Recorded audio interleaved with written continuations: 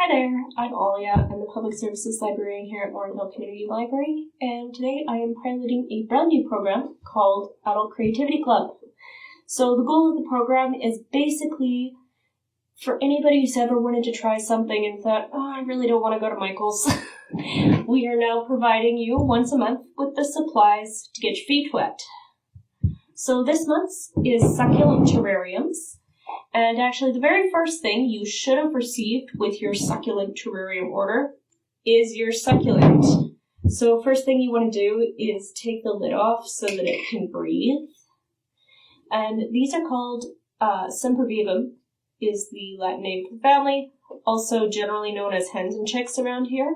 So they actually do grow just fine and live just fine outdoors as a perennial in Alberta. That's why I chose them for this, because they're pretty much unkillable and will survive the journey to your home. So,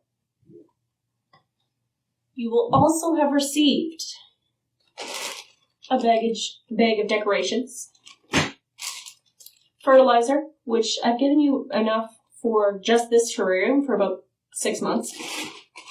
Keep your guy alive. Dirt and sand. A little plant care card, just to remind you, or if you're not watching this video, and cute little container.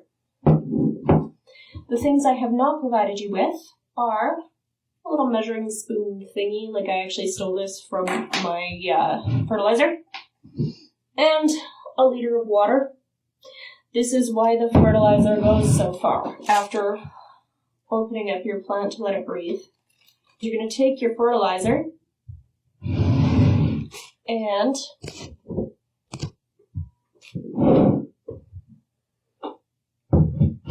you're going to add it to a liter of water. You may want to put this somewhere. So, I really didn't plan ahead, so I'm going to stir using this. You may want to stir using something better. Basically, you're just going to get this ready to go because you're going to want to start watering as soon as you've got your terrarium together.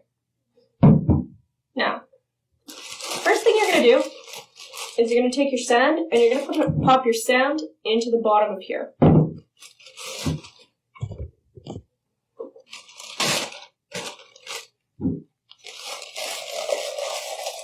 The biggest thing that will kill hens and chicks is actually a lack of drainage. They actually hate good soil.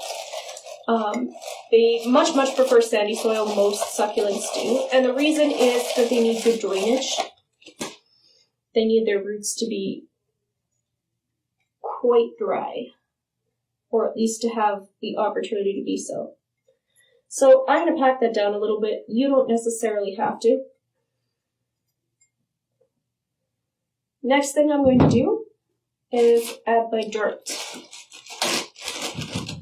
So this is a fairly airy mixture of potting soil, perlite, and actually a little bit more sand. And again, that's so that the drainage works. You'll notice that there is no hole in the bottom of this, so the drainage is actually all relying on the sand and the decent soil. So when you're watering this, you don't necessarily want to overwater. So, here's my dirt, and now I'm going to add my boy.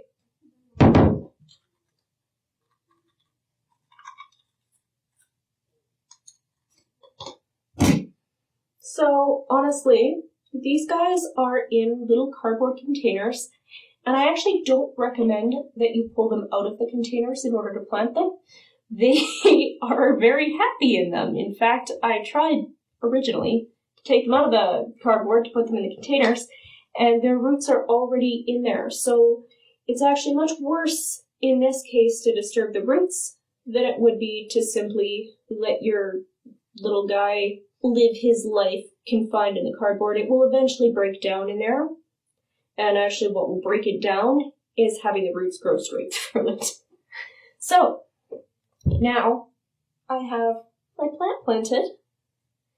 And the next thing I'm going to do is I'm going to add a little bit of fertilized water. So in the plant care card, I said add about 30 mils when you first plant it. That'll be about right. These guys really don't need a ton of water. I'm going to add a little bit more just to kind of press it down here. So now that my soil, I don't know if you can see on the camera, but the soil is a little bit more compressed now because it's wet.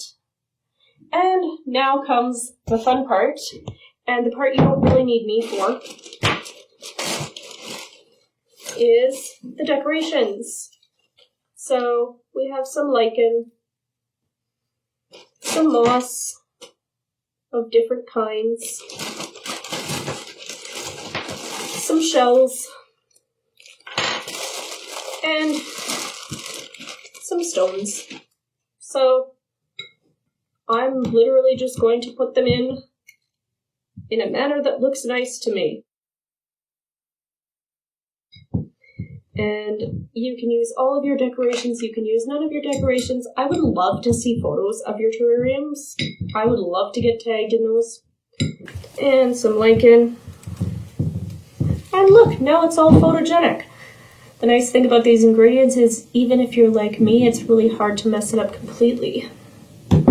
So finally, there's some raffia, and you can do whatever you like with that. I'm going to make mine into a bow. And again, this one was really just to get your feet wet.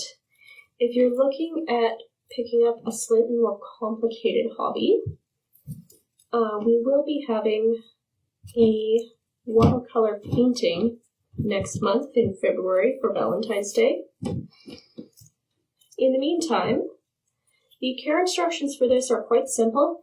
You are going to wait until the dirt is dry. You don't want to overwater this guy. Like I said, we're relying mainly on the fact that the water is going to fall down into the sand here.